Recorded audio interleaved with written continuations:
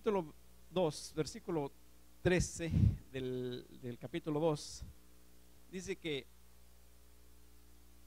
os escribo a vosotros padres, porque habéis conocido a aquel que es desde el principio. Os escribo vosotros mancebos, porque habéis vencido al maligno. Os escribo vosotros hijitos, porque habéis conocido al Padre. Os he escrito a vosotros padres, porque habéis conocido al que es desde el principio. Os he escrito a vosotros mancebos, porque sois fuertes y la palabra de Dios mora en vosotros y habéis vencido al maligno. No améis al mundo ni las cosas que están en el mundo. Si alguno ama al mundo, el amor del Padre no está en él. Porque todo lo que hay en el mundo, la concupiscencia de la carne y la concupiscencia de los ojos y la soberbia de la vida, no es del Padre, mas es del mundo. ¿Verdad? Es un consejo que la Biblia establece para nosotros y poder tener un dominio sobre nuestros miembros, hablándole al joven para que aprenda o entienda cómo dominar sus atracciones hacia este mundo, hacia las concupiscencias de la carne, las cuales están en nuestros miembros. Y es necesario tener un dominio en nuestro sentir mental, ¿verdad? Para poder dominar los miembros de nuestro cuerpo. La Biblia enseña y dice claramente en uno de los versículos del libro de Proverbios, en el capítulo 4 y versículo 18, gloria a Dios, me parece, no, 23, perdón, dice que de toda cosa guardada, guarda tu corazón, porque de él mana la vida. Cuando tú pones dominio en tu mente, claro, con el consejo de Dios, vas a dominar tus miembros. Pero cuando tú no tienes la protección y la dirección de la palabra, entonces tus miembros te van a dominar a ti conforme a tu sentir carnal. Entonces necesitamos conocer de Dios para poder tener dominio o freno sobre nuestros miembros. De otra manera somos víctimas de las concupiscencias y de las atracciones de este mundo.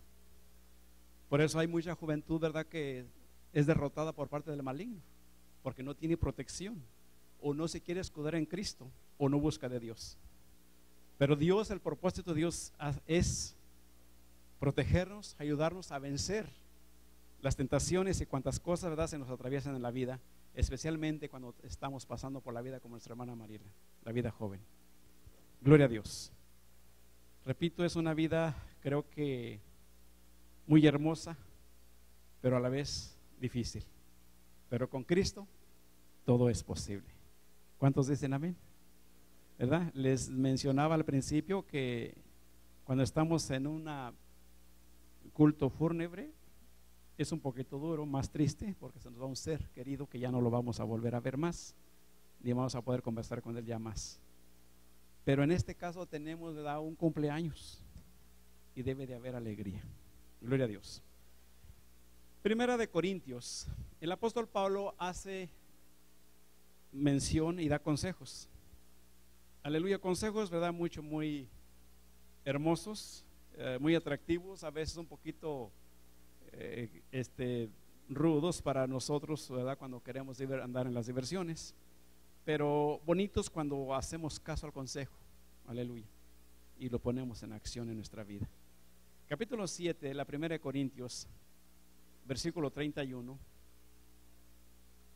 nos dice a nosotros, ¿verdad? Claro, no estamos hablando de matrimonios en esta ocasión como la semana o el sábado anterior, pero hace mención a nosotros los que ya estamos, ¿verdad?, en matrimonio, que pues, bueno, vamos a leer mejor.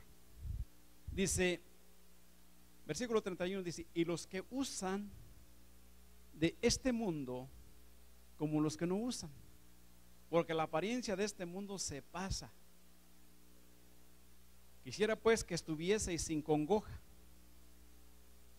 El soltero tiene cuidado de las cosas que son del Señor, como ha de agradar al Señor. Pero el que se casó tiene cuidado de las cosas que son del mundo, como ha de agradar a su mujer.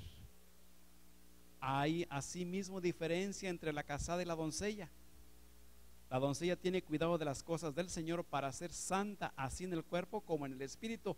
mas la casada tiene cuidado de las cosas del mundo, como ha de agradar a su marido. Amén. Hay mucha diferencia, ¿verdad?, entre el joven y el casado. No que Dios esté en contra del matrimonio, simplemente hace notar o nos hace ver, ¿verdad?, que el soltero debería de ser feliz cuando está en Cristo.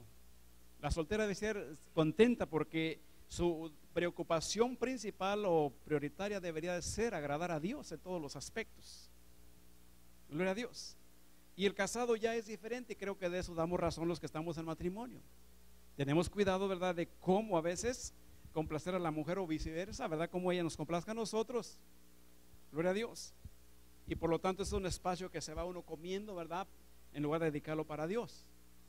Pero la soltera o la doncella dice que tiene cuidado de cómo cuidarse y cómo agradar a Dios, ¿verdad? No tiene esa preocupación de hijos, no tiene esa preocupación de marido ni nada de ello, sino simplemente de cómo agradar a Dios.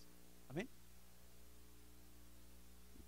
Vino a mi pensamiento en esta tarde al estar leyendo estas escrituras, y venía a mi corazón, a mi mente, cómo ver los privilegios de una joven. Y venía esta escritura que posiblemente vaya a decir, bueno, ¿qué tiene que ver con lo que va a leer? Bueno, quiero que tome nota de ello, porque creo que la doncella tiene grandes privilegios.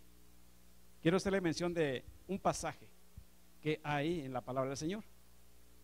Cuando el Señor Jesucristo vino a ser encarnado en un ser humano, así como nosotros, ¿de qué usó para venir a la tierra? ¿Verdad que no usó un matrimonio? ¿No usó una mujer casada?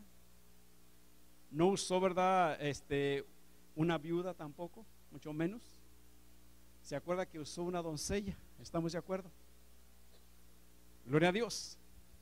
Y quisiera yo mostrarle la escritura, ¿verdad? Porque luego a veces a lo mejor aquellos que no han escudriñado la palabra van a decir, bueno, pues a lo mejor esa es una compostura solamente. Pero no, la Biblia enseña esto.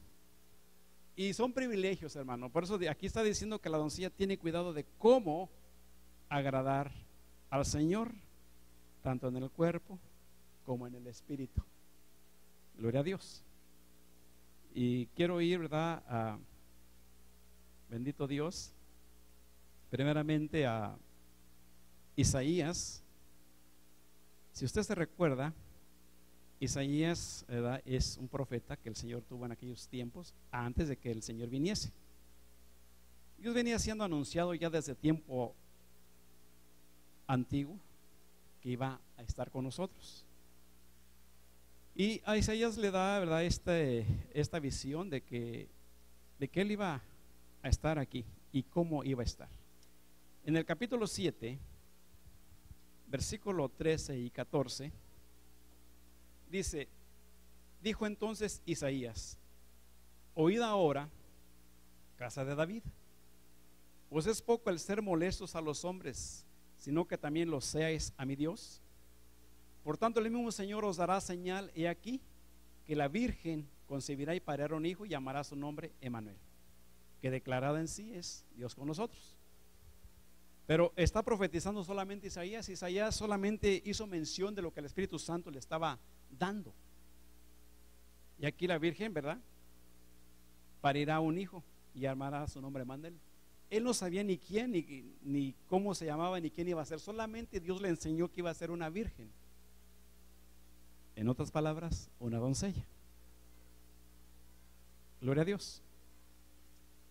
Entonces ya el libro de Lucas, Lucas Evangelio, aquí en el Nuevo Testamento, capítulo 1, vuelvo a invitarle, si trae su Biblia, pues acompáñeme. Es bueno, hermanos, a veces, siempre, cargarnos una Biblia, para que de esa manera no nos laven el coco, ¿verdad?, como decimos por ahí. Capítulo 1, versículo 26.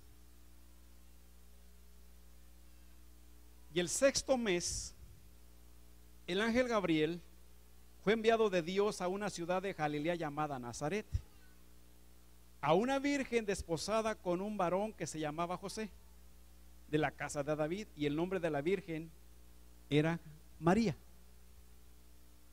Y entrando el ángel a donde estaba, dijo: salve muy favorecida, el Señor es contigo, bendita tú entre las mujeres. Mas ella, cuando le vio, se turbió de su palabra y pensaba que salutación fuese esta.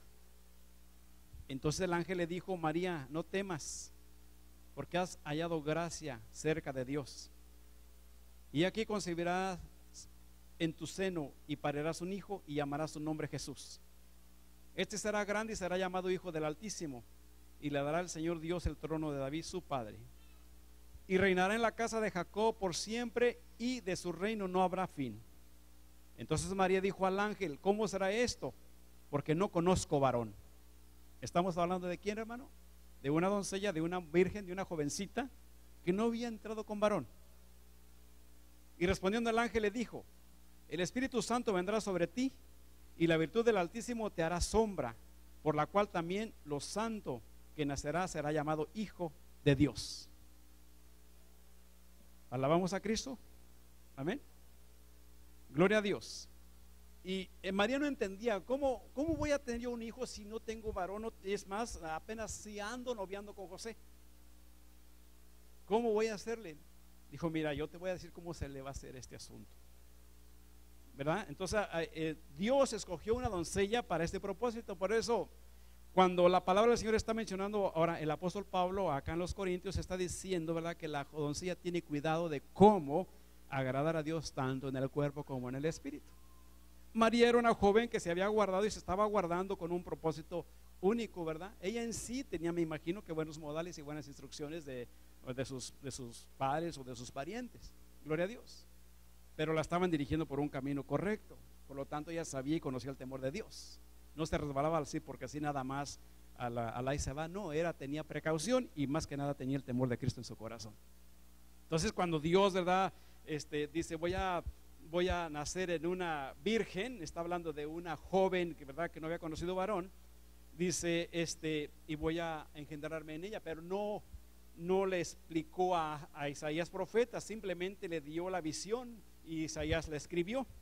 Gloria a Dios. El cumplimiento viene a darse, ¿verdad?, hasta acá ya en el Nuevo Testamento, ¿verdad?, cuando la palabra es narrada por los apóstoles y ya se escribe cómo fue este asunto de lo que pasó con María. Y más de esto, ¿verdad?, si nos fijamos un poquito más, hablando un poquito de esta historia, porque a lo mejor algunos la conocen, posiblemente otros no la conozcan, pero el capítulo 1 del libro de Mateo, gloria a Dios, habla de esto. Y fíjate lo que pasó con José. Y el nacimiento de Jesucristo fue así, que siendo María su madre, desposada con José, antes que se juntasen, se halló haber concebido del Espíritu Santo. Yo he hecho mención de esto, ¿verdad? Cuando tú andas con una joven noviando, o por ejemplo en el tiempo actual, ¿qué pasaría si, por ejemplo, tu novia o girlfriend, como le dice aquí, sale embarazada cuando tú ni siquiera has entrado con ella? ¿Qué haces tú? ¿Cuál es tu primera reacción? Dejarla. Lógico, ¿verdad? No, pues yo así no le entro al trompo, ¿verdad? Dices: no, yo no quiero cargas. Esa es la reacción de cualquier joven, cualquier ser humano, es muy natural. Bueno, fíjate, José, pues no había mucha diferencia de José a nosotros, aunque él era temeroso de Dios, pero a su mente y en su carne, ¿verdad?, pensó esto. Fíjate lo que dice la Biblia. Y José, su marido, como era justo y no quisiese infamarla, quiso dejarla secretamente, como diciendo: no le voy a decir, me voy del rancho o me voy del pueblo y me muevo de aquí, y total, me alejo de ella. Cuando se dio cuenta que María estaba embarazada. Gloria a Dios. Y pensando él en esto, he aquí, el ángel del Señor le aparece como diciéndole: ¿a dónde vas, José? Amén. Diciendo: José, hijo de David, no temas de recibir a María tu mujer, porque lo que en ella es engendrado del Espíritu Santo es. Así que quédate quieto. Amén. Allí se le aplacaron los humos a José y dijo: me quedo quieto porque Dios me está hablando y me está diciendo que lo que ella trae en su vientre no es engendrado por varón, es por el Espíritu Santo. Todo esto aconteció para que se cumpliese lo que fue dicho por el Señor, por el profeta, que dijo: y aquí la Virgen concebirá y parirá un hijo y llamará su nombre Emmanuel, que declarado es: con nosotros Dios. Y despertando José del sueño, hizo como el ángel del Señor le había mandado, y recibió a su mujer, y no la conoció. En otras palabras, no entró con ella hasta que parió a su